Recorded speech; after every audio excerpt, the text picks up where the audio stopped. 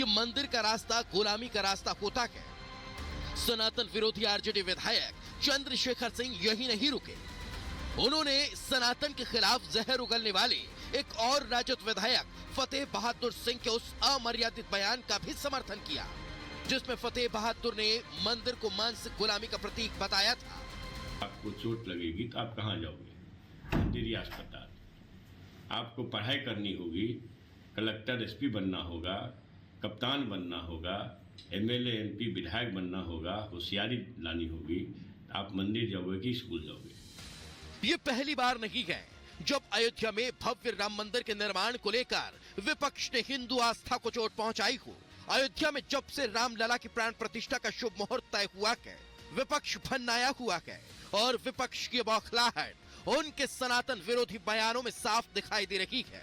खासकर बिहार के शिक्षा मंत्री चंद्रशेखर सिंह ने तो जैसे कसम ही खा रखी है कि वो सनातन समर्थकों को चोट पहुंचाते रहेंगे। चंद्रशेखर का यही रुख बिहार के रोहतास में सावित्रीबाई फुले की जयंती पर भी दिखाई दिया, जहां उन्होंने बीजेपी के बहाने राम का अपमान कर दिया। मंदिर का रास्ता मानसिक गुलामी का रास्ता होता है और फिर स्कूल का रास्ता प्रकाश का रास्ता दिखाता है। दरअसल अयोध्या में नवनिर्मित राम मंदिर को लेकर बीजेपी नेताओं का उत्साह और रामलला के आने की खुशी पूरे देश में दिखाई दे रही है, जिसे लेकर विपक्ष सदमे में आ गया, क्योंकि उन्हें इस बात का अच्छे से एहसास है कि जिस तरह से केंद्र और यूपी सरकार ने हिंदुओं के आराध्य श्री राम की जन्मस्थली पर भव्य राम मंदिर का निर्माण करने में ट्रस्ट को सहयोग किया है, इसके साथ साथ अयोध्या का कायाकल्प किया और उसने देश पे हिंदुओं की लामबंदी कर दी है। यही वजह है कि विपक्ष ठगा से महसूस कर रहा है और बौखलाए विपक्षी नेता सनातन विरोधी बयान दे रहे हैं। बीमार पड़ोगे अस्पताल जाओगे कि मंदिर जाओगे? पेड़वा कट जाएगा तो मंदिर पंडित जी के दिखाई में जाएगा कि अस्पताल में डॉक्टर जी को दिखाओ? बताओ आपको क्या चाहिए भाई? भूख लगेगा तो मंदिर जाइएगा। तमिलनाडु के मुख्यमंत्री एम.के. स्टालिन के बेटे उदयनिधि स्टालिन हो, सपा के स्वामी प्रसाद मौर्य हो या राजद जैसे राजनीतिक दलों के नेताओं की पूरी जमात, इनकी राजनीति ही सनातन विरोध पर टिकी है। लेकिन शायद इन्हें एहसास नहीं कि अगले कुछ महीनों में होने वाले लोकसभा चुनाव में जब ये मैदान में उतरेंगे तो सनातन की सुनामी में हिंदू विरोध के चलते इनकी पूरी सियासी कश्ती ही चकनाचूर हो जाएगी। Bureau report, Republic Bharat. और बिहार के शिक्षा मंत्री चंद्रशेखर के इस बयान पर एलजेपी-आर के अध्यक्ष चिराग पासवान की अगर बात करें तो उन्होंने हमला बोला है और उन्होंने इसे भावनाओं को आहत करने वाला बयान बताया है और यह कहा है कि आरजेडी को इस पर जवाब देना चाहिए। जिस तरह से बिहार के शिक्षा मंत्री चंद्रशेखर ने, हालांकि ये कोई पहली बार नहीं है जब बिहार के शिक्षा मंत्री की ओर से इस तरह की बात कही गई हो, इस तरह के विवादित बयान दिए गए हों। इससे पहले भी रामचरितमानस को लेकर चंद्रशेखर इस तरह के बयान दे चुके हैं, जो कि बिहार के शिक्षा मंत्री हैं, और अब इस पर सवाल उठाते हुए उन पर हमला बोलते हुए चिराग पासवान। मेरी समझ के परे है कि वो अपने विभाग का ध्यान रखने के अलावा उनकी चिंता सनातन धर्म को गाली देने को लेकर इतनी ज़्यादा क्यों है, ये हम लोग की समझ के परे।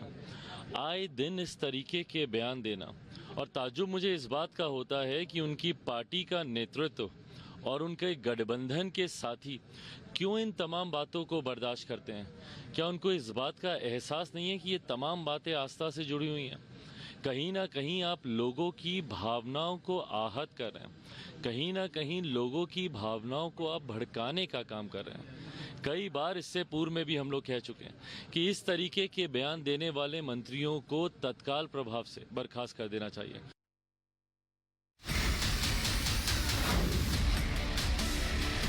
ये जो नई सरकार है क्लियरली बहुत ज्यादा प्रो चाइना है, बेल्ट रोड इनिशिएटिव में भी इन्वॉल्व हो रही है।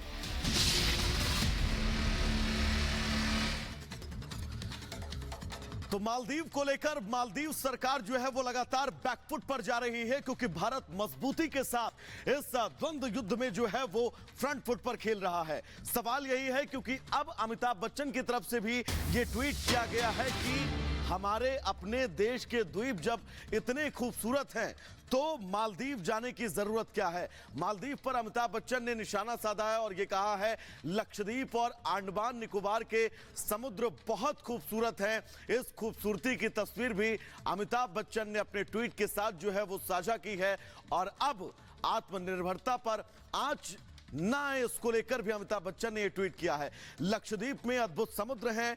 प्रधानमंत्री नरेंद्र मोदी ने भी अब से 2 से 3 दिन पहले लक्षद्वीप का दौरा किया था और वहां की खूबसूरती पूरे देश के सामने रखी थी। और अब अमिताभ बच्चन का यह ट्वीट। और एक और बड़ी खबर जो इस वक्त आ रही है, ईज माई ट्रिप के सीईओ प्रशांत पिट्टी का बयान सामने आया है। मालदीव के लिए बुकिंग बंद कर दी गई है। ये पिट्टी ने कहा है कोई भी बुकिंग स्वीकार नहीं करेंगे। हम चाहते हैं कि अयोध्या लक्षद्वीप अंतर्राष्ट्रीय गंतव्य बने। हमारी कंपनी पूरी तरह से भारतीय है। तो आप ये देखिए कि किस तरह से बॉयकॉट एक तरह से किया जा रहा है। बाकायदा ट्वीट कर जो प्रशांत पिट्टी हैं, ईज माई ट्रिप के सीईओ, उन्होंने ये बात कही है कि मालदीव के लिए जो तमाम बुकिंग है वो बंद कर दी गई है। और वैभव आप देखिए कि ज्यादातर अगर टूरिस्ट जाता है तो वो भारत से ही वहां पर जाता है। इससे जाहिर तौर पर ये एक झटका होगा मालदीव के लिए, वहां की सरकार के लिए। बिल्कुल।